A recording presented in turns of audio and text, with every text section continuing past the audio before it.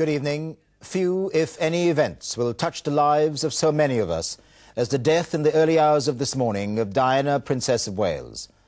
The car crash in which she died in an undistinguished motorway underpass in Paris will forever be etched in our memories. In this special programme, we report on the death and life of the Princess.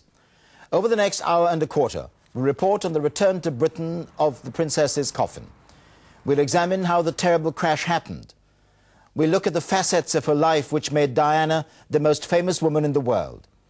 We'll talk to one of her closest friends about the private Diana and to one of her favourite photographers on his memories of the more public princess. But let's go first to ITN's Tim Ewart, who reports on the return tonight of the Princess's body at RAF Northolt to the west of London. Prince Charles and the Princess's sisters flew to Paris this afternoon to bring her coffin home. Tonight, the Prince is back at Balmoral with his and her sons. Here's Tim Ewart's report. An aircraft of the Queen's flight brought the Princess's body home this evening, arriving at Northolt, where the Prime Minister Tony Blair had gathered with members of his government. A single black hearse crossed the tarmac, and a Royal Air Force Guard of Honour moved slowly forward. The Prince of Wales had accompanied the body back from France.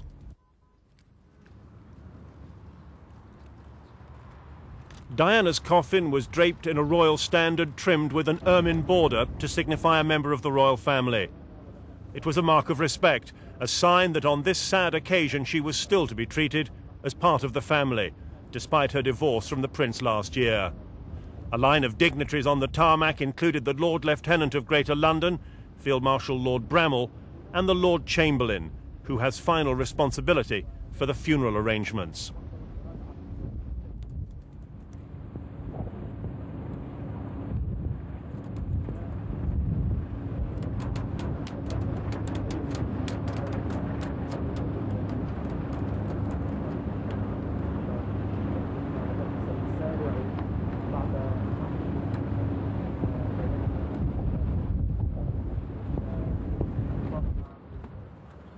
The hearse left for a private mortuary, where the Princess will lie until her funeral.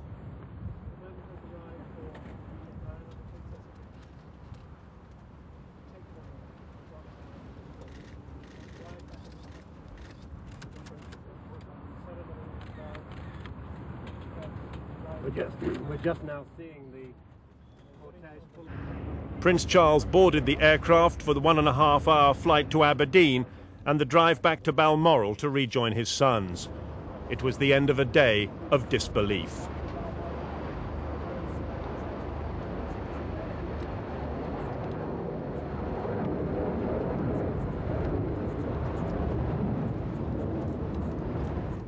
Dawn had not yet broken over Buckingham Palace as people began to arrive to pay their respects, young people grieving for a princess they regarded as their own. She was young herself, she was fresh, she was, I think she showed that the royal family wasn't something that was still stuck in the 18th century, and she tried to drag it forward. Some stood before the palace gates and could not contain their tears, some retreated to be alone with their thoughts. And as more flowers were laid, the Scots Guard paid their own moving tribute, and a normally bustling, excited crowd fell silent.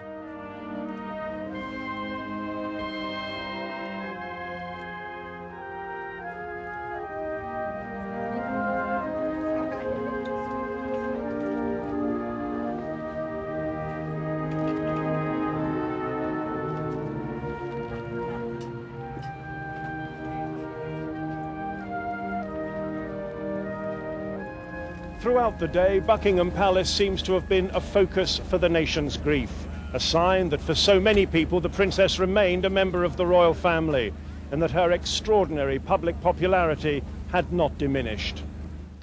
And at Kensington Palace, where the Princess lived, more flowers and more tears. A nation coming to terms with the unthinkable. At Balmoral Castle in Scotland, where the royal family has been on holiday, Diana's sons, William and Harry, were woken by Prince Charles to be told of their mother's death. They grieved in private here, But at 11:30 precisely, 3 black cars emerged from the castle and crossed the River Dee, the family on its way to church. In the first car, the Queen Mother with the Duke of York, behind them the Prince of Wales seated between his sons, and finally the Queen dressed in black with the Duke of Edinburgh. The service in the local church lasted an hour, but not once was the princess mentioned by name. As Prince Charles and his sons left with the rest of the family, Princess Diana's brother was giving his very public and very angry reaction to her death. This is not a time for recriminations, but for sadness. However, I would say that I always believed the press would kill her in the end. But not even I could imagine that they would take such a direct hand in her death, as seems to be the case. It would appear that every proprietor and editor of every publication that has paid for intrusive and exploitative photographs of her, encouraging greedy and ruthless individuals to risk everything in pursuit of Diana's image, has blood on his hands today. Britain went into mourning today, united in a sense of grief and shock. Tonight the crowds were still gathering to remember a princess and to reflect on the impact her death will have on a royal family she may have changed forever. Tim Ewart, ITN, Buckingham Palace. Paris is tonight a city of questions, and the main one is, how could such a tragic accident have occurred? Police have been questioning 7 photographers who pursued the princess's car before it crashed. She was terribly injured. Doctors tried for hours to save her, but they couldn't. Her friend Dodi Al-Fayed died instantly. So did their driver. Mr. Fayed's bodyguard survived. Following today's events in Paris, Bill Neely. Flanked by an honour guard of French soldiers, the body of Diana, Princess of Wales, leaves a hospital in Paris. A simple white wood coffin draped in the royal standard. This was the end of both fairy tale and tragedy, an end that is still shocking nearly 24 hours on. Minutes before, Prince Charles had arrived to collect the body of his former bride, consoled by French President Jacques Chirac. Inside, he and the princess's 2 sisters spent a few minutes silently with the body before Charles emerged, the strain clearly showing as he thanked officials and doctors for all they had tried to do.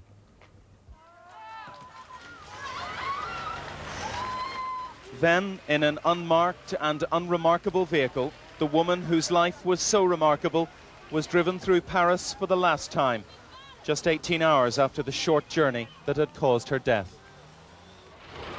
This is what's left of the Mercedes in which the Princess of Wales and her companion Dodi Al-Fayed were being driven back to his house. Witnesses say the car was being pursued by photographers on motorbikes. Whatever the cause, it's clear that when he entered this tunnel alongside the River Seine, the driver lost control, crashing into a pillar on one side, then with full force into a wall on the other. You'd hardly recognize this as a car. The engine rammed up into the rear passenger area. Miraculously, Diana's bodyguard sitting in the front survived this. Dodi Al-Fayed died instantly in the back seat. The princess, who was sitting alongside, suffered terrible chest injuries. The driver died immediately. At first, ambulance crews managed to keep the princess alive, but her heart had stopped beating by the time she was admitted to hospital. The surgeons fought for 2 hours to restart her heart. At 3 o'clock this morning, London time, they admitted defeat and announced that Diana, Princess of Wales, was dead. Britain's ambassador had been at her bedside. The death of the Princess of Wales fills us all with deep shock and with deep grief. And our thoughts and our prayers are with her family and her friends. Near the scene of the accident, French police officers examined motorbikes used by photographers to chase the princess's car. The men who were riding them are still being held for questioning. The accident happened in central Paris, not far from the Eiffel Tower. The couple had left the Ritz Hotel just after midnight. Within seconds, their car was being chased at high speed around the cobblestoned Place de la Concorde. It was heading west along the River Seine when it entered the underpass near the Alma Bridge and crashed. The road at this point rises and falls regularly. As it enters the tunnel, there's a sharp bend and a dip into darkness. The car was just travelling at such speed, and it was almost as if it was in too high a gear. It really was tearing away. I don't know, maybe it was doing at least 80, maybe 100 miles an hour. At first light, the police began trying to piece together the last moments of what had been a romantic weekend. This is the exact spot where the Princess of Wales's car crashed. The police chalk marks the spot where the car hit the curb. From here, it's thought it flipped over, careered across the road, and hit the tunnel wall on the other side at great speed. Outside, hundreds of Parisians have been leaving flowers, the site already becoming a shrine to a woman much admired in France. Paris, too, is in shock tonight. I think she was also our princess. That's what we feel in France, but I think it's the same all over the world. And at the hospital where Diana's body had lain for 18 hours, more flowers and more grief. Oh, Diana, why? This distraught French woman said the Princess of Wales had been her heroine ever since they'd met at a charity in South London.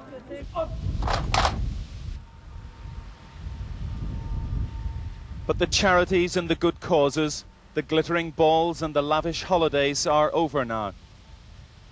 Diana should have been coming home today to see her two sons in London after a summer holiday. Instead, her body was brought home, crushed and broken. It was carried carefully, 8 RAF servicemen bearing it up towards the belly of a plane. She was called today the People's Princess. She wanted to be known as the Queen of Hearts. She will now forever be remembered for her violent, wholly shocking death.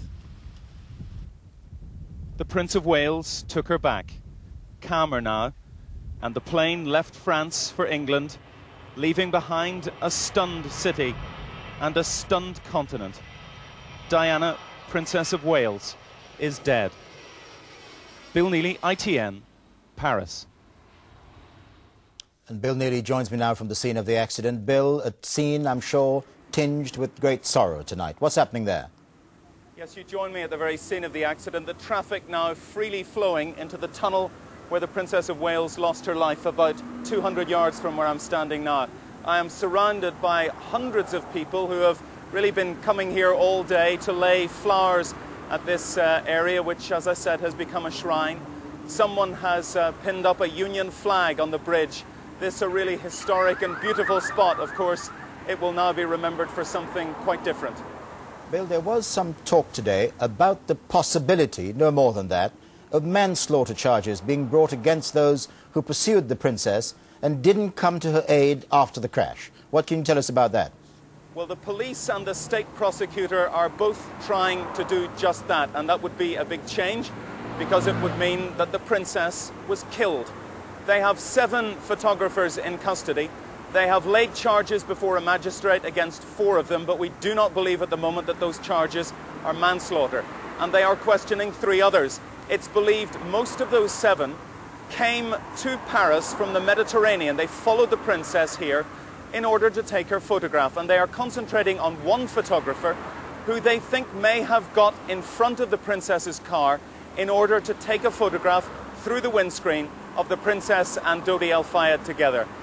Quite how he did that, quite how the car crashed, is still a mystery, but as you said at the beginning, there is a palpable sense of tragedy here in Paris tonight. Bill Neely in Paris, thank you very much indeed. As news of the death of the princess spread around the country and around the world, tributes poured in from everywhere. Perhaps no one put it better than a shaken Tony Blair. The Prime Minister said she was the people's princess. Our political editor, Michael Bronson, reports. The whole of Britain has been grieving today. In the morning rain, outside a tiny County Durham church in a village in his constituency, it fell to the Prime Minister, as leader of Her Majesty's government, to try to put that national grief into words. You know how difficult things were for her from time to time. I'm sure we can only guess at, but the people everywhere, not just here in Britain, everywhere, they kept faith with Princess Diana. They liked her, they loved her, they regarded her as one of the people. She was the people's princess. And that's how she will stay, how she will remain in our hearts and in our memories forever. For one of those listening, it was too much to bear. For Mr. Blair, too, woken first at 2 in the morning and unable to sleep after that, it had been far from easy. In his tribute in his North Yorkshire constituency, the leader of the opposition, William Hague, spoke of the love and compassion the princess had shown. The work that she did for so many charitable causes did actually reflect a genuine human warmth and compassion and interest. She had a lot of love for people. What, Paddy Ashdown was asked, would she be remembered for? I just don't think it's possible to make that kind of judgment yet. It will need a rather more rational and cool view. I think in the aftermath of this horror and the very, very personal tragedy, that's the thing I think we should remember at the moment. Each of us will feel a sense of loss, but let all of us remember that whatever our loss is, it's nothing in comparison to the loss of her family, and I think all other matters can wait until later. From the Duchess of York, who shared with Diana the pain of the breakup of a marriage, a statement issued by her office. It said, "The Duchess has lost someone she has always considered a sister and a best friend. There are no words strong enough to describe the pain in her heart. The world has lost the most compassionate of humanitarians and someone so special whose presence can never be replaced." The news, of course, raced around the world. At British embassies and high commissions here in Washington, flags were lowered to half-mast. And back from around the world came the tributes. President Clinton broke into his New England holiday to pay his respects. We liked her very much. We admired her work for children, for people with AIDS, for the cause of ending the scourge of landmines in the world, and for her love for her children, William and Harry. So many of the tributes have focused on the way Diana could talk with and hold and touch the sick and the wounded and the dying. In the past, Mother Teresa of Calcutta saw that for herself. This was her tribute to the princess today. She had great love for the poor. She was very often anxious to help me to come to know a little more about the poor. Earlier this year, the princess had a happy meeting with President Mandela of South Africa. Today, he said, "She was undoubtedly one of the best ambassadors of Great Britain, associated with worthy causes." But back home, here in Britain, in villages and towns like Knowle in Warwickshire, it's not been the words of the great and the good, but the silent prayers and thoughts of millions of ordinary people, which have been the greatest tribute. Michael Brunson, ITN, Westminster. I'm joined now from Westminster by our political editor, Michael Brunson. Michael, there was a hint today that the government does not intend to make any immediate changes to those laws about privacy and intrusion which so concern and connect with this tragic story. Trevor, that's right. There's a great sense in government that nothing but nothing must be done now in a rush. There must be no feeling of haste within the government, I think, and that's why there's not going to be any special gathering of the cabinet. The way it's being put by one Downing Street source tonight is that the business of government will continue, but politics will stop. And only after a long period of reflection, I think, would anything come forward about the possibility of changing the laws regarding privacy or the laws governing the press. We have a voluntary code at the moment. It's been toughened up. Certainly there'll be a debate, a great debate within the press. None of us, no journalists, myself included, can possibly go through today without thinking through very carefully how we should behave in future and what all this means. But no, the government does not want to rush into anything. Mike, I take that point, but surely any government which pretends to be listening will have to deal with the revulsion that people feel about the circumstances which may have contributed to this tragic death. I think the revulsion, perhaps, those issues will come later. What I gather the Prime Minister has been very struck by today is the way that he has sensed that what he was saying earlier about people keeping faith with Diana is, for the moment, the most important thing. And he is struck by the way that the tributes have come from famous people around the world, but from the ordinary people as well. We heard earlier just some ordinary people outside Buckingham Palace expressing their thoughts. And that, I think, for the moment, is going to be sufficient. Yes, there will be the revulsion at what has happened, but that perhaps comes for later. For now, the Prime Minister, like the rest of us, I think, is thinking, just let us have this thing sink in. Let us be with our thoughts for the moment. Michael Brunson, thank you. The Princess died as she'd lived, pursued by photographers.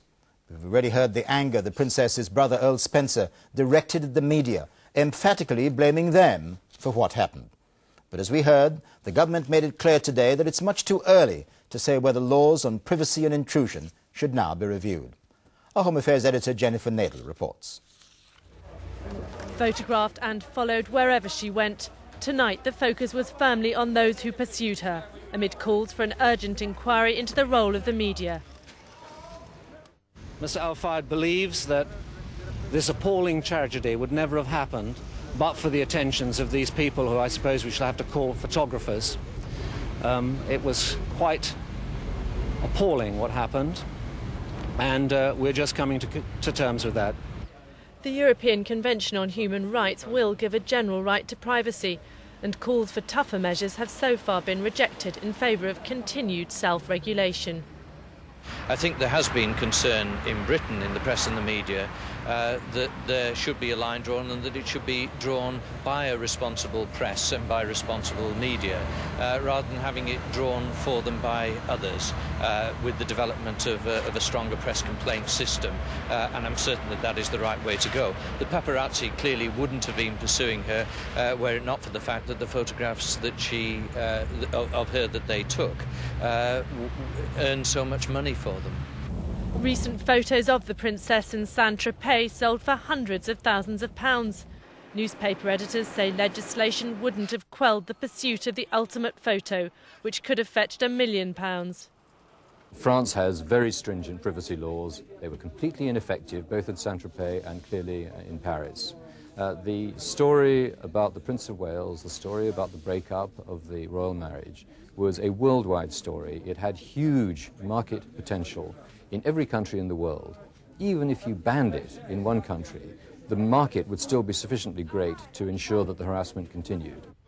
And while some argue that those who court publicity shouldn't then be able to shun it, there was some support from within the press for greater protection. I think a law that draws a distinction between what the public functions carried out by public people and their private lives.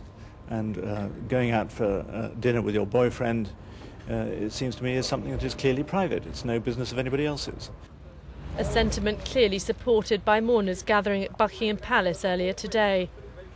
But why do they pay so much money for the photographs? Why were the paparazzi after them? If there was no money, in the photographs, they wouldn't have been after her in the tunnel. And while the government was tonight resisting pressure for an immediate reaction, there were reports from the States that pictures of the fatal crash were being offered for sale to the highest bidder. An opportunity, perhaps, for the press to show whether its attitude has changed. Jennifer Nadel, ITN. Now to Kensington Palace and to our royal correspondent Nicholas Owen, who's been reporting on today's events since the news first broke. Nick, what's happening there tonight? Well, this is Kensington Gardens, where we are now. Behind us up there, Kensington Palace, the London home of Diana, Princess of Wales. And as you can see over my shoulder, Trevor, hundreds of people, literally hundreds of people are out here tonight. A place of pilgrimage, that is the only way to describe it. People of all ages, lots of children. And you know, the odd thing to me really is how quiet it really is here. Yes, there's the noise of traffic, London traffic, going on as ever behind us. But in this park, you know, there's a little bit of hubbub, but not much. It's really very, very quiet indeed. And they're going to leave this park open, the police say, until 1 o'clock in the morning. Usually it closes at dusk. What you can't see out there in the darkness, the flowers, masses and masses of flowers, lining railings running all the way up to Kensington Palace behind us there, up to those golden gates. Beyond it, the palace, no lights in the windows there, a sort of shuttered, forlorn, awful look, I have to say there. Nick, tell us what you know about the funeral arrangements. Well, it was hoped at one stage, hoped or expected, I should say, that Buckingham Palace would be in a position to announce the funeral arrangements tonight. But they have said in the last hour or so that, in fact, it won't be now until tomorrow morning. Much stress is being laid on the fact that they want full consultations with the family. Now, of course, the royal family are very concerned in this, but there is also very much the feelings of Diana, Princess of Wales's family. Her two sisters who accompanied Charles on that terrible journey to Paris to bring back the body of the princess, and also Earl Spencer, her brother, who spoke so angrily today about the activities of the paparazzi and the press, who he said had hounded his sister to death. All those views taken into account. So what sort of funeral we get at the end of it is by no means certain. Presumably it will be a big national event. You know, a state funeral in all but name, probably, in which case a funeral service at Westminster Abbey followed by burial at St George's Chapel, Windsor. But you know, that can't be taken for granted at the moment. It is possible that it would all be private. Perhaps that's what the families will want. We will have to wait and see. And we also, of course, think so much tonight of William and Harry, the princess's two sons, and the awful tragedy that has befallen them in particular on this awful day, Trevor. Nick, thank you. Nicholas Owen, reflecting on a tragic day for our nation and for the royal family. Let's take a look now at various aspects of Diana's life and her undoubted achievements. And we begin with the effect she's had on the royal family and the revolutionary changes she brought about. Here's James Mates.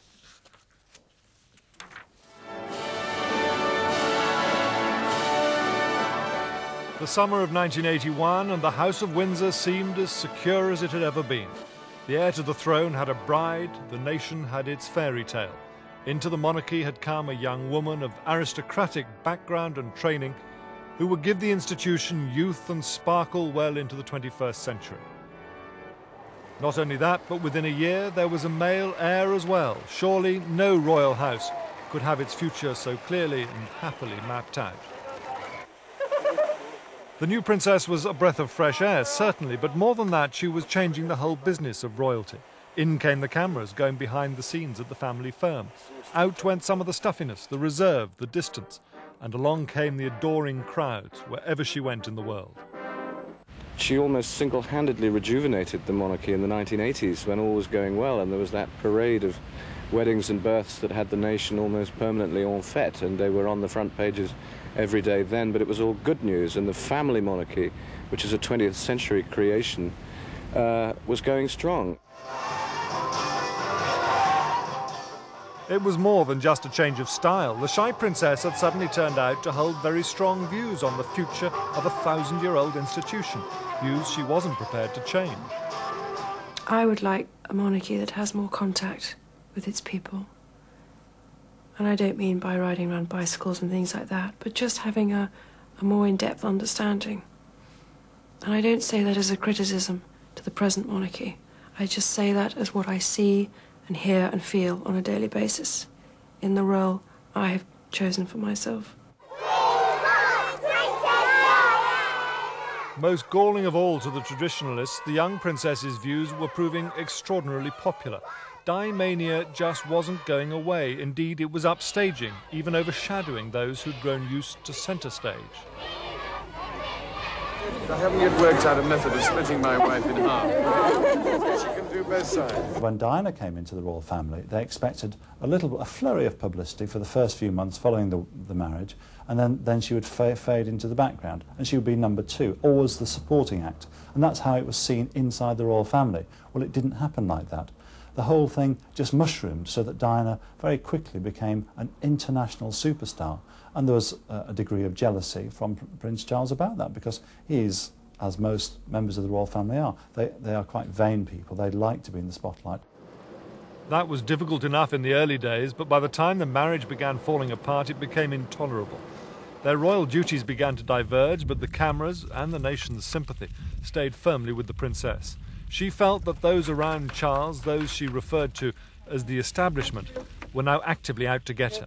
I don't think many people would want me to be queen. Actually, when I say many people, I mean the establishment that I'm married into, because they've decided that I'm a non-starter.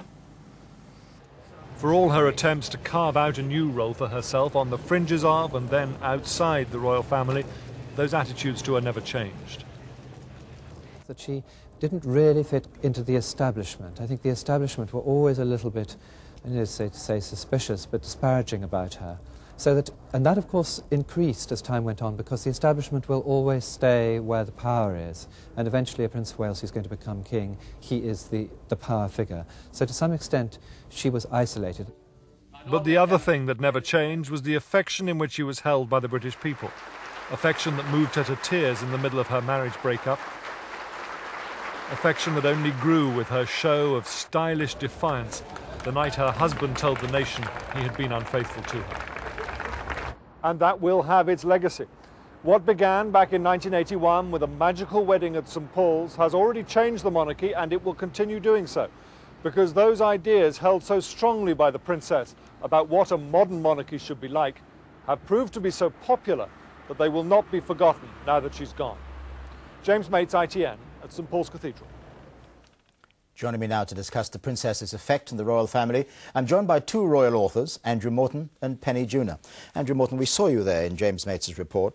Can you tell me whether you feel the life of the princess has changed the monarchy and the way it looks at things irrevocably? Oh, absolutely. If you look back at 1977, the year of the Queen's Silver Jubilee, you saw then a popular royal family, but very much a domestic royal family, a family which was quite dutiful, sober and rather dull. Diana gave it glamour, style, class, and also an international appeal which it had hitherto lacked. And I think that that's what will be the real problem facing the royal family today. It will, at one leap, it's lost its international constituency. Diana was that aspect of their continuing appeal. We heard today in that James Mates report talking about herself as an outsider. My question to you is this: might the monarchy, might the palace learn to deal differently with people who consider themselves outsiders but who come into that firm, that family? I think that in the way that they've treated Sophie Rhys-Jones, who's a long-time girlfriend of Prince Edward, is a testimony to the fact that they realise they've made mistakes, not just with the Princess of Wales, but also with the Duchess of York. And here we have a woman who has largely been out of the limelight. With the Princess of Wales, she always felt that she never had the grooming, the attention, and also the support of either her husband or the royal family. She very much felt alone, vulnerable, and a rather sorrowful figure at Kensington Palace. Penny Junor, you heard what Andrew Morton said. Do you think the palace, the monarchy, is minded to absorb whatever lessons there might be from the life and death of the princess? I think that I mean, Andrew's quite right. She did feel that she was never properly groomed or looked after or eased into the job. But I think that the royal family found her very difficult to deal with. I think she did have a lot of problems, which they were ill-equipped to cope with, as I think probably many families would have been ill-equipped to cope with. But also, they were learning for the first time. It was the first time that an outsider had ever married into the family in quite that way. But likely to happen, possibly, on other occasions, I take it. I assume, yes. Likely to happen again. Yes, quite likely to happen again. I think they have learnt a lot, yes. And I think it's been a very painful experience for them. And I mean, I must say I feel deeply sorry for absolutely everybody concerned today. So you think that they're minded then to take on board what it needs to deal with people who come from the outside like this? In so much as they can, but I think Diana, it wasn't just that she was an outsider. I think the pressure of I mean, her character, in a way, was it had defects. I mean, she had bulimia. She had had a difficult childhood herself. So I mean, we are talking about an individual, and maybe another individual coming from outside may not have had those problems. Penny Junor, Andrew Morton, thank you very much. Let's turn now from Diana, royal princess, to Diana, the tireless charity worker and campaigner. It was a role which in her early days didn't come very easily, but it was one she quietly cultivated, developed, and eventually mastered. Norman Rees reports. It was one thing that set her apart from other royals, the common touch. She was the people's princess, and in her charity work it showed, especially with children. I'd like to be a queen of people's hearts, in people's hearts. From the start, that's what she set out to be, At one stage, patron of more than 100 charities. It was a daunting role for a new princess. Yes. I think it's all right to go on my own for something like this. It's quite a big occasion. It's a big occasion, but it is for your charity. She was quick to develop an affinity with the people she met, and they responded to her. So how long do they work you in here for? Long enough, I suppose. Long enough, yeah. She was never aloof. She loved to touch and to comfort. As a mother, she instinctively knew a cuddle would do the world of good. She had such an extraordinary quality of warmth, and she didn't hold back at all. If there was someone who was particularly sick who was keeping in the background, she would know that she would somehow sense that they were there, and she would make her way to them and she would talk to them and to their parents, and she gave enormous warmth, and she gave these people something that would stay with them all their lives. And the princess carried that warmth overseas, breaking down prejudice against diseases like leprosy. They were no longer the untouchables. It's always been my concern to touch people with leprosy, trying to show in a simple action that they are not reviled, nor are we repulsed. Nor was she repulsed by those stricken with HIV and AIDS. Her most enduring breakthrough was to show the world that human contact with sufferers was not something to be shunned. This is one place that Diana, Princess of Wales, often dropped into informally without the presence of cameras. It's the London Lighthouse, a charity that offers counselling and residential care for people with HIV and AIDS. All day long here, they've been taking calls from people distraught at the news. Today, they lit a candle here in memory of the princess. One of the men who works here remembered the day Diana came to his sickbed. When she shook my hand, she put her hand on my shoulder, and I felt that I think she's a naturally, or she was a naturally, tactile person. It reassured me, you know, that I'm worth something. That might sound a bit corny, but it does. Sometimes you need that reassurance when you're not well. Following her divorce, the princess concentrated her work on just 6 charities. The homeless was one, and most controversially, her campaign to rid the world of landmines. Her visit to Angola prompted accusations she was becoming embroiled in politics. I'm only trying to highlight a problem that's going on all around the world. That's all. Charity workers say Diana felt strongly about the suffering landmines caused among millions. I think she felt particularly drawn to it. And also there was, and there is, a simple solution to this problem. And I think Diana could see that if she put her name to this, it might give it more chance of getting there. But children remained her abiding interest. One of her last trips was to Pakistan and the cancer hospital run by her friend Imran Khan. The image she perhaps would most want to be remembered by is one she herself picked out as her favourite for publication only last week. Norman Rees, ITN. To explore further Diana's influence in her charity role, let's go now to Julia Somerville at Buckingham Palace. Thank you, Trevor. Well, with me I have John Gray, who's Public Affairs Director of the British Red Cross. And as we saw in that piece we've just been looking at, Diana's role with the Red Cross, particularly with the campaign against landmines, was crucial, really, wasn't it? Very, very significant and very important. And during this particular year, we have seen change in attitude of governments.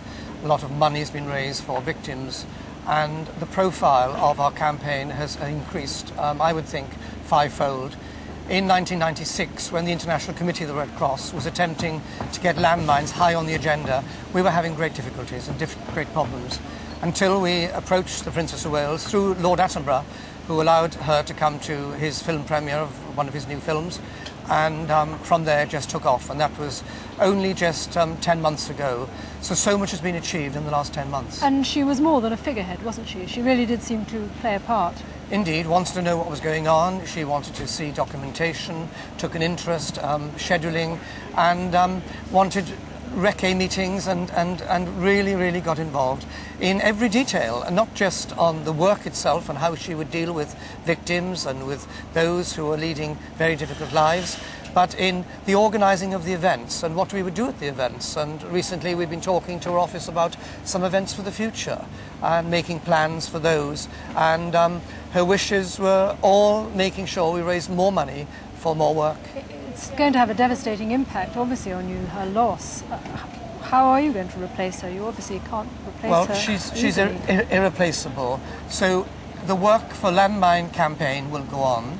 We intend, hopefully, to continue with the events that she was going to attend in October and November as a tribute to her. We think it's right that we should carry on, and we hope that the campaign will eventually see the global ban of anti-personal landmines, and that we can raise many millions of pounds to help the victims, because the landmines are still there in many countries, laid in the ground, and day by day people are losing limbs and suffering because of them going off. And it's a devastation, and the Princess of Wales meant so much to us, and we're going to miss her terribly. Indeed. John Gray, thank you very much indeed. Back to you, Trevor. Julia, thank you. For all the glamour and trappings of royalty, the princess, like millions of other mothers, said her children were the most important part of her life. Tonight, the country's thoughts are with those two princes. To examine Diana's relationship with her sons, Jo Andrews spoke to one of her closest friends. This was the real centre of Princess Diana's life, her sons. And bringing them up in an utterly loving, warm and often informal atmosphere was her finest achievement. She always wanted them close to her. During a tour of Australia and New Zealand, she made the first firm break with protocol. In the past, royal babies had been left behind. She decided the infant Prince William would come with her. And she was always there for both her sons to the end of her life. As they grew older, whatever bitterness there was between her and Prince Charles over the divorce, they were able to put it aside where their children were concerned. Rosa Monckton, on the left, was one of her closest friends. 10 days ago, she and Diana spent 5 days on their own on a small boat in the Greek islands. Rosa told me today that the princess knew what she wanted for her sons. Her life was her sons. They meant really everything to her, and she had a very close relationship with them both. She wanted them to be in touch. That for her was the most important thing, not to be isolated. I think the monarchy has been very isolated, and she lent it a very human side with all the work that she did. And she was always keen to impress on Prince William and Prince Harry how important that was to stay in touch. I think that would be the single message that both of them will remember from her, that and her extraordinary compassion for other people. Rosa Monckton is also clear what qualities the princes will treasure about their mother. How much she loved them, which I'm sure they'll remember, and how much she cared about them not letting any of their position and trappings go to their head. She felt very strongly about that, and she's, constantly wary of people who might be getting too close to the boys for the wrong reasons, constantly telling them to watch out and to really select their friends very carefully. And Rosa has also lost a personal friend, someone who gave her great support. as a friend, she was a complete stalwart. She stood by me through some very difficult times. And it's a compassion, not just for her friends, but for other people. And it was a compassion that, not a compassion that politicians have, that is switched on and off. It was a genuine compassion that welled up from her heart. One of those times Rosa got the princess's help was after her young daughter Domenica was born with Down syndrome. Diana's reaction was to become the little girl's godmother. She was absolutely extraordinary. She was, again, just stood by me, supported me, let me rant and rave, let me go through all the things I needed to do about not being able to cope. And she said, listen, I'm going to be there for her, for you, forever. And of course she's not.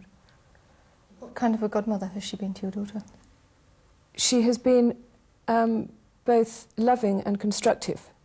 She has taught me a lot about Down syndrome. She's taken me to places where there have been other people with children with Down syndrome. She's been with me to therapists' appointments. She's introduced me to doctors who she felt might know a little bit more about various complications that she's had. She's taken a keen and active interest in Domenica.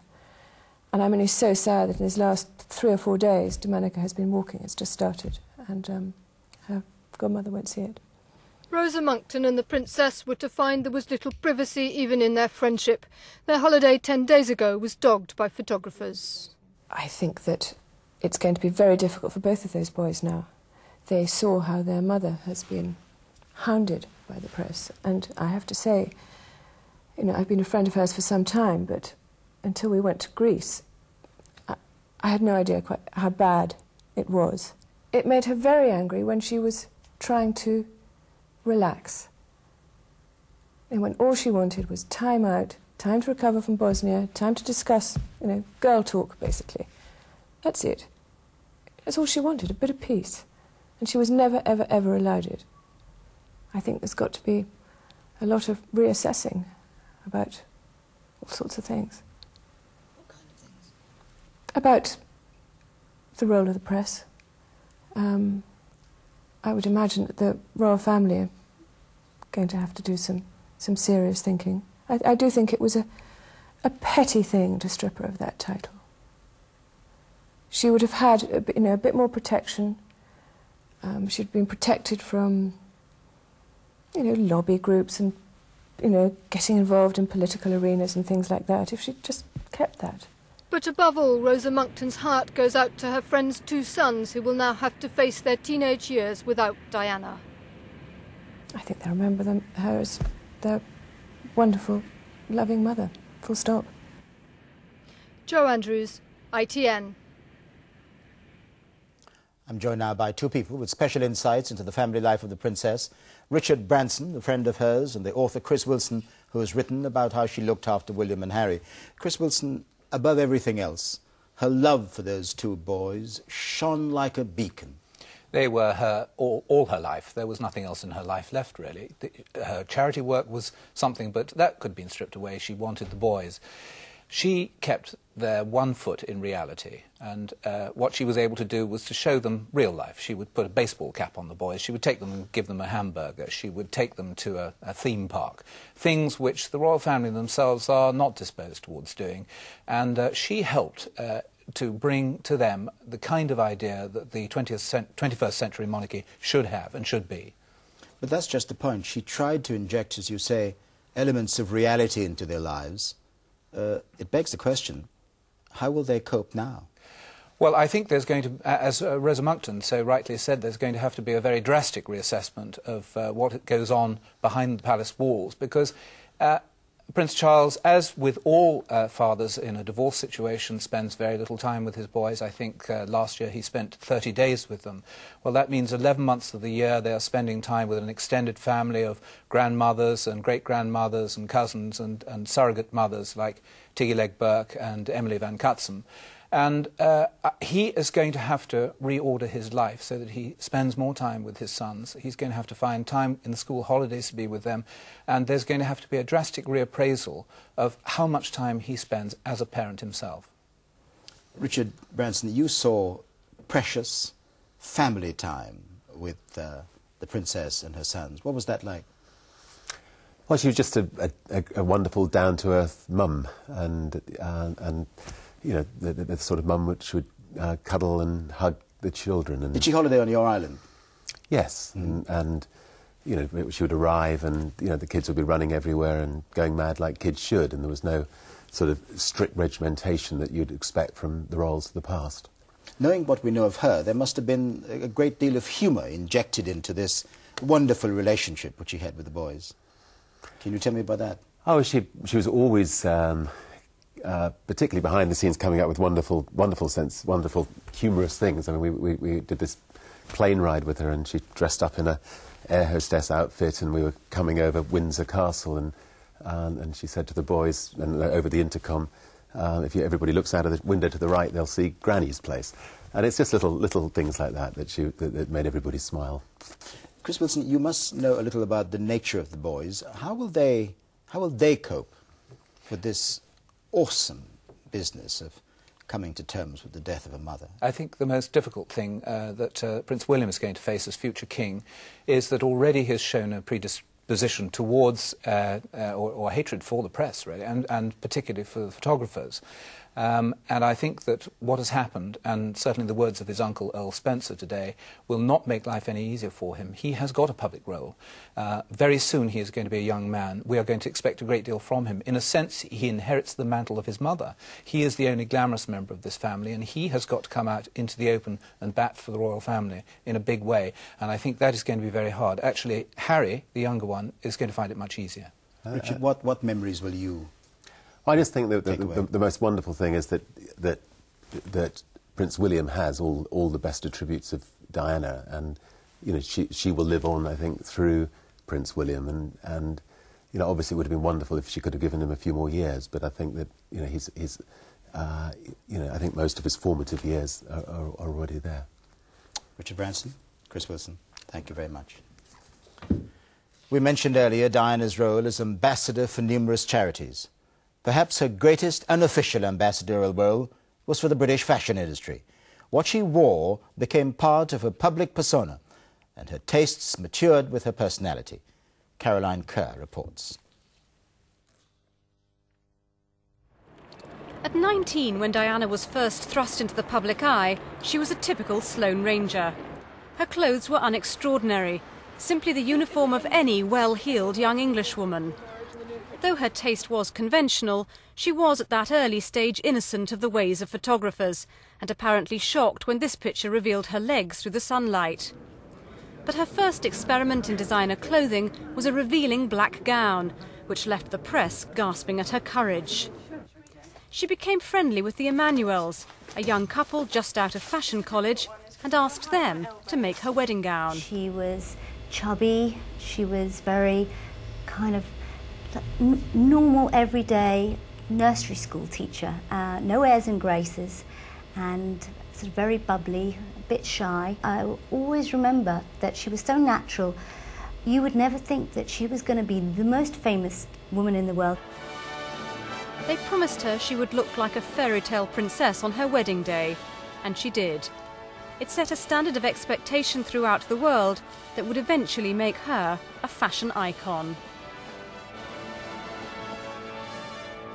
From the moment she wore that Emmanuel wedding gown, Diana realised that her every outfit would be scrutinised and imitated. In the years that followed, she developed her own style, as she grew both in confidence and maturity. The early days were marked by a naive charm. She wore clothes produced exclusively by British designers and became an ambassador for the British fashion industry. But not all her fashion statements were considered a success. When she was sort of wearing clothes which, you know, going through her sort of trying out period, if you like, the first 4 or 5 years, where she was going to every designer, where she was taking advice from everybody and making appalling mistakes. I don't think that she was, to begin with, that convinced about clothes and that into clothes. But if the world of haute couture was not always impressed, the public was. Diana set fashions. What she wore over the years set trends across the country and beyond. She had a bobbed haircut. Suddenly the whole of the country were running out to hairdressers having their hair cut like her. She then only simply had to put a bit of blue pencil around her eyes. Every secretary in the country was walking around with blue. But she started the new romantic era, didn't Absolutely. she? That was hers. And suddenly everybody was sort of wearing the Sloane Ranger look, but more so big frilly collars, big skirts. She started that all, and then she went into the dynasty look, and everybody had the big shoulders. Everybody copied her. Following her separation, Diana moved towards a younger and more daring style, keen to rid herself of the thrills of earlier days. On a recent trip to Bosnia, she even wore jeans as she visited landmine victims, a clear break from the days when she was described as a mere clothes horse. What she maintained throughout was her style. Well, she was absolutely gorgeous. I mean, I've seen her and met her a couple of times, and you cannot take your eyes off her. She just had the most immense personal style, which is I don't think it's something you can learn. Earlier this year, she auctioned 79 of her dresses for charity. 62,000. The final fashion statement from a woman who loved clothes, but for whom there were far more important causes to champion. Caroline Kerr, ITN. Back now to Julia Somerville at Buckingham Palace with her two guests from the world of fashion. Yes, indeed, Trevor. With me I have Elizabeth Emanuel, the designer who we saw in that report earlier, and also Brenda Poland, who is the style editor of the Daily Mail. Elizabeth Emanuel, you were really responsible for putting the princess on the fashion map, if you like, with that incredible black dress that she wore, which surprised the world. Nobody knew that what this rather shy girl had it in her to be so upfront, if you like. And was it really her choice, or did she have to be talked into that dress? Well, she came to us, she needed a formal gown, and we happened to have that one hanging in the dressing room. She tried it on, it was just a simple little black dress. And none of us could have guessed the impact it could have had, because there was total transformation from a young 19-year-old nursery school teacher into a glamorous princess. And I think that kind of captured the public imagination. It must have been incredibly difficult for her, actually, stepping onto the world stage like she did have to know what style to adopt. In the beginning, I think she turned to us and Vogue magazine and fashion editors to kind of create an image for her, because she really wanted to make the right impact. Later on, as time went on, she developed her own style. She didn't need any advice from anybody, and she created her own look. Do you think, Brenda Poland, that the concept of Diana as a style leader was in fact quite the right one?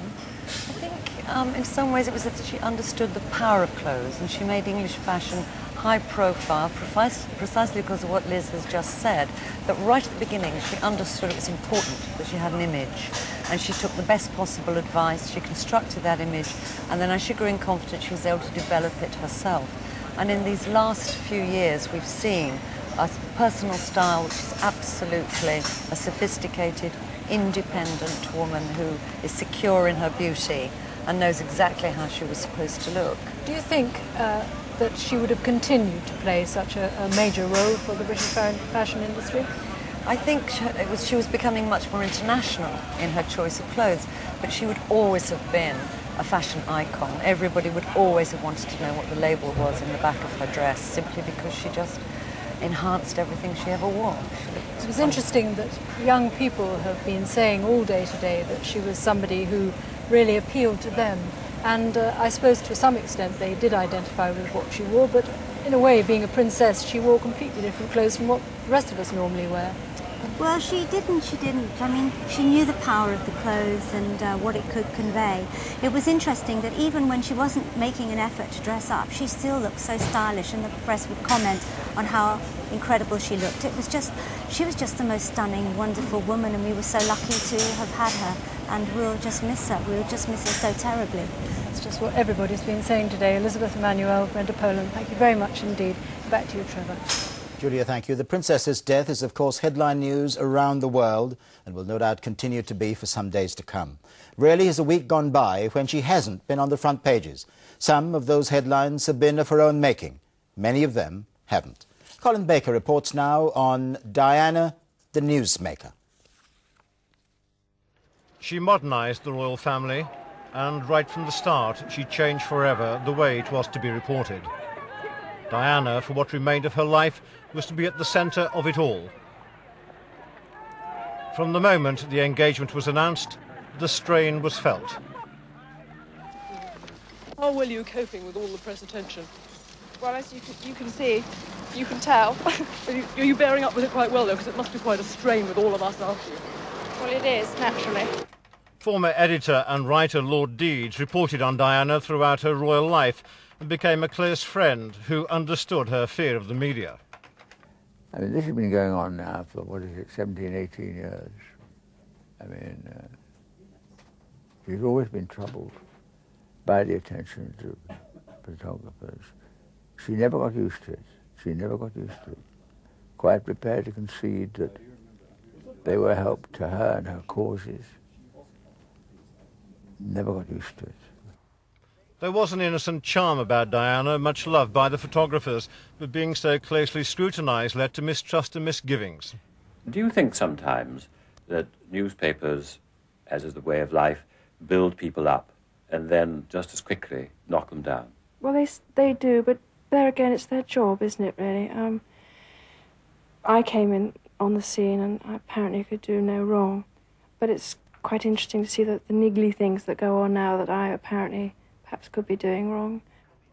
A subdued air in the Express newsroom this evening, covering the story and the role of the media in the accident. But for the media, Diana could be a difficult story to write. I think it's quite important to remember about Diana is that she upped the ante all the time, if you like. I mean, that's partly why we loved her so much. She made rules and she broke them again. She used us and we used her. It's mutual. It's not the full answer to what happened, and perhaps what happened last night. It doesn't excuse excessively competitive methods which are offensive, invade the privacy of an individual like her. Diana was pursued like a hunted animal, remorselessly by photographers looking for pictures that would make their fortune. This was the detestable face of a love-hate relationship. Out. Out. O-U-T, out. What else did the paparazzi do? Standing in front of her, blocking her way, trapping her in the corner down a road, you know, banned her car. I mean, just really like being like a fox with the hounds around her at times. Jane Fincher has photographed Diana since before the engagement. Diana had asked her for advice on dealing with the paparazzi. Last year, Jane Fincher resigned from the Royal Rota of Photographers because of what she called increasing bad manners within the media. It seemed that once she sort of moved out of the Royal Circle more, the barriers went down and protocol and certain things that photographers wouldn't do before, that all went away. Everybody, it was sort of, you know, open field to treat her however you wanted to. We have to realise that we have a public which is prepared to lap the stuff up and enjoy it. They don't say this is unfair, this is invasion of privacy. They don't. Would the newspapers continue to do it if they lost circulation? Of course they wouldn't. The nation mourns today because today part of the nation died. It's an event that no newspaper editor would have wanted to cover. But the natural competition within the industry to sell tomorrow's newspapers is as undiminished as ever. Colin Baker, ITN, in the City of London. The Princess's relationship with photographers was a complicated and somewhat ambivalent one.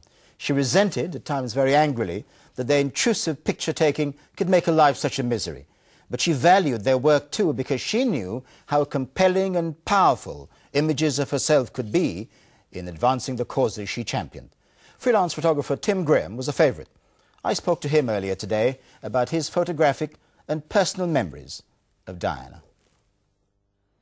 I first met her to have a conversation with her in 1983 when I was invited to Kensington Palace to photograph her with Prince William, who was then 6 months old. Was this the result? That was the result. That's one of the pictures from the set. There were pictures with Prince William and with Prince Charles. But this real tight, happy smile, I think, is so typical of her. It's one of my favourites. And went on to a few years later, I was back in Kensington Palace, yes, photographing her for a project for a book. Some of the pictures here are from that time, and I think they show sort of lovely family moments, her at the piano with the two little princes. What made this one such a good picture? Because I think I like this very much because she's very, very relaxed. It's typically her. I didn't have any hairstylist or makeup artist, you know. It was left entirely up to her what she wore and how she dressed, and she sat in the garden at Highgrove, and that was the result. Almost golden memories of a happier time here at Highgrove. Yes, another time. I think it's one of my nicest pictures of the four of them together during their marriage, taken in the wildflower meadow at Highgrove. And there was only about 6 frames before the boys were wriggling too much, but that's certainly the nicest picture from there. Yes. And this one? That again is about the same era when William was about 5 years of age, and he was doing a jigsaw at Kensington Palace with his mother. And the princess was very good about she understood photography, and she was very good about getting him involved in something to sort of make a good picture for me. So she wasn't ambivalent about the camera then, was she? No, she wasn't. I think she was well aware of the power of her own image and put that to very good use for the charities that she was patron of. That was particularly borne out in these pictures, the campaign against landmines. Yes, this particularly, I think, is very, very typically how she helped us as photographers, help the press corps when we're on an official trip with her. She knew that what was wanted, and she would do most of the day's programme without us. You know, we'd be outside somewhere, and then there would be a picture for us. And this was a very strong image, I think, from Angola, that since then the Red Cross have used it for some of their promotional Lovely literature. Suggestion of tenderness in the way she puts her hands on the face of that victim. Yes, very typically the princess. She was very tactile, and I think that's why, you know, people warmed to her. And as you say, she was terribly aware of how powerful these images could be. This is the other one, which I think went around the world. Yes, another one from Angola. She was never afraid to dress up in the necessary gear to make the picture for us, and also to, as here, you know, publicising the work of the Halo Trust, the mine clearance people. And I think that image made every single tabloid and broadsheet newspaper the next day, the TV stations and magazines worldwide. Was she ambivalent about having her picture taken? There's been a suggestion that she loved and at the same time disliked the camera. Well, I think quite rightly she disliked being chased down the street when it was a day off, and there's no question she hated that intense coverage of her private life. There's no question that she was well aware of the impact of her own image, and therefore by lending, you know, her name, her face to so many charities, they have benefited hugely from her image appearing worldwide. And this one? This was one of the last pictures I took of the princess, taken at a cocktail party. I like it very much because I think it's so typical of the princess. People probably don't know, but she was a great giggler. She had a great sense of fun. I think that's why she had the ability to relax people she met. And I think it's a charming image of her. It's one I shall remember. Now, for viewers who have joined us during the programme, an update on the main events of this painfully memorable day. The day began with confusion in the darkness and ended in despair. Mark Austin reports. As the late summer sun lowered in the sky, an aircraft of the Queen's flight brought home the body of Diana, Princess of Wales, this evening. Accompanied by Prince Charles and her two sisters, the coffin, draped in a royal standard, was carried to a waiting hearse by pallbearers of the RAF. It was 19 hours earlier that the horrific accident which claimed her life took place in Paris. Her companion, Dodi Al-Fayed, was killed outright. So too was the driver of the Mercedes car. Surgeons at a nearby hospital fought for 2 hours to save the life of the princess. It was a battle they lost at 3 a.m. London time. At the scene, police impounded the motorbikes of paparazzi photographers allegedly pursuing the princess's car in a high-speed chase. 7 men were arrested. As Britain awoke to the devastating news, the royal family attended church at Balmoral. Arriving with Prince Charles were their 2 sons, Princes William and Harry, who had been woken by their father to be told the news. The Prime Minister summed up the feelings of the nation. The people everywhere, not just here in Britain, everywhere, they kept faith with Princess Diana. They liked her, they loved her. They regarded her as one of the people. She was the people's princess. And that's how she will stay, how she will remain. Outside her home at Kensington Palace, the people expressed their grief with flowers. The news of the death of Diana was met with utter disbelief, but as the nation mourned, her brother pinned the blame on the press. I always believed the press would kill her in the end. But not even I could imagine that they would take such a direct hand in her death, as seems to be the case. It would appear that every proprietor and editor of every publication that has paid for intrusive and exploitative photographs of her, encouraging greedy and ruthless individuals to risk everything in pursuit of Diana's image, has blood on his hands today. Prince Charles flew to Paris to bring his former wife home and to thank hospital staff. Officials say he spent a few quiet moments alone with Diana's body before her final journey. This evening in London, the body of Dodi Al-Fayed arrived at the Regent's Park Mosque for a funeral service. And within the last hour, Prince Charles returned to Scotland to be with his sons. The world still trying to come to terms, not only with the death of Diana, but also with the manner of it. Mark Austin, ITN. For the last word tonight, let's go back now to our royal correspondent Nicholas Owen at Kensington Palace. Nick, you have followed the princess around the world. You've also been reporting throughout the day on the tragic events. How would you summarise what has happened today? Well, Trevor, it's 22 hours ago when the news first came in that there had been this terrible crash. We knew Dodi Fayed was dead straight away. And there were grave fears as soon as we saw the pictures of that mangled car that the princess was dead to.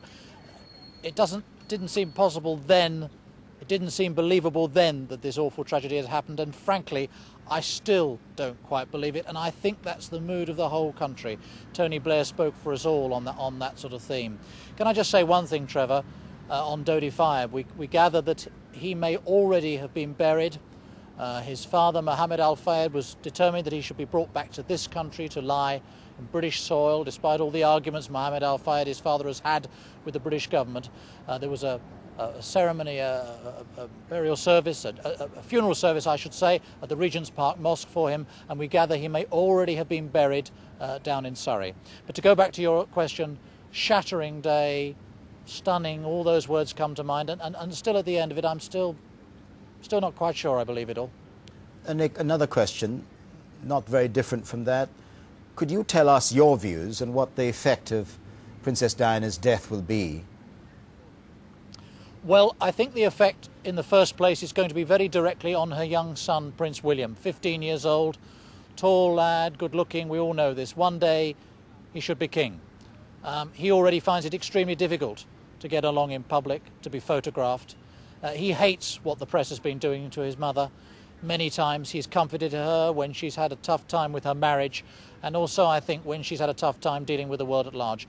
What is that young man now to make of the way the world approaches this royal family, the way it treats the members of this royal family? That's the really desperate and awful immediate part of it. As for the others, one's heart goes out to all of them. Prince Harry, of course, and the Queen and so on, and of course especially when we're talking about the people who suffer, to Diana's family, to her two sisters who went, as we said earlier, to Paris on that dreadful journey to bring her body back to London alongside the Prince of Wales, and to her brother, Earl Spencer, who spoke so fiercely and angrily about the activities of the paparazzi, making no bones about it. He said he believed that the press, he always believed the press would drive his sister to her death. Now, he said, that had happened. Nicholas Owen, thank you. We end this special programme with memories of the princess, some of them from difficult times, but many from happy times. Our pictures are set to some music which the princess told one of my colleagues she particularly enjoyed, Grieg's Piano Concerto. From all of us here at ITN, good night.